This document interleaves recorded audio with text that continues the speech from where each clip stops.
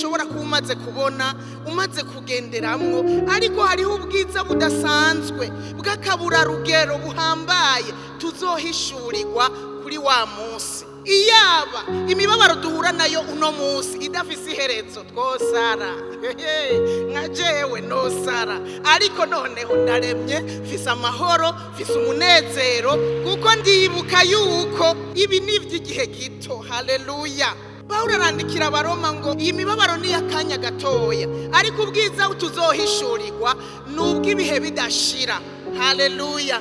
N'ubwiza buzoduha kuba mu munezero w'ibihe bidashira, n'ubwiza buzoduha kuba amahoro ibihe bidashira, n'ubwiza buzoduha kubaho tutiganyira ibihe bidashira. Ivyo biri mu byo dufise nk'isezerano. Ukagira ikibazo, uzoze wibuka yuko hari icyo Imana yadusezeraniye, uzoze wibuka ivyo Imana yavuze.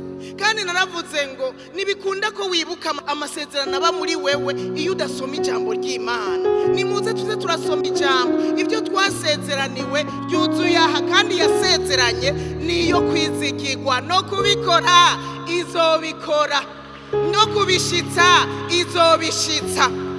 Ni Imana idahinduka, niyo kwizegwa ibihe byose. Abana b'abantu turashobora guhindagurika, ariko yo nta n'igitutu cyo guhinduka kiba muri yo. Bisigura ngo ivyo yasezeranye izobishitsa nta kabuza.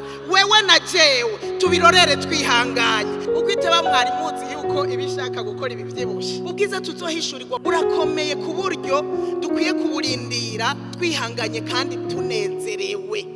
Umunezero ukamira ibibazo n'ingorane ushobora guhura navyo, wibutse yuko hariho igihe uzoba mu bwiza bwo kutongera kubabara ukundi. Wakiriye Yesu nk'umwami n'umukiza, uba ufise ico witeze. Iyo icitezwe kibonetse ntubuka icitega ukundi, ariko iyo icitezwe kitaraboneka utegerezwa kukirorera kandi wihanganye. Burya rero ubu bwiza tuzohishurirwa ntiturabugeramwo, ariko dutegerezwa kwizera no guhagarara tuzi ko ubwo bwiza umunsi ukwiye ugeze tuzobugeramwo.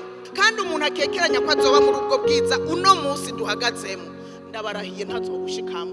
Erega ivyizigiro vyo kuja mu ijuru ni vy'uyu munsi, kuko nimba hari intambara ngwana, nimba hari ico siganirwa, kandi ndasiganwa nizeye nukuzojayo.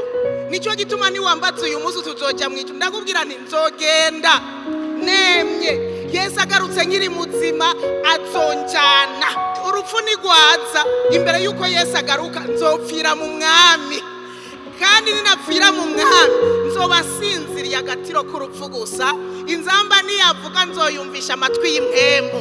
Haleluya. Ukaba ugikekeranya hariho kabaza, hariho ikitagenda neza, kandi ukwiye gutunganya ugihumeka impwemu z'abakiriho, uko nuzoza kubitunganya uri kumfiro. Hariho abo bidakundira yuko babitunganya bari kumfiro, n'abama bagirirwa ubuntu bigashoboka ko batunganya bari kumfiro, ariko we kubera atavyuzi ndakwinginze utunganye bicitwa uyu munsi. Ico kigutera gukekeranya yuko ushobora kuzoba mu ijuru, ico kigutera gutekeranya yuko uzoba mu bwiza, burya bwiza buhambaye bukomeye bw'akaburarugero, gitunganye bicitwa uyu munsi.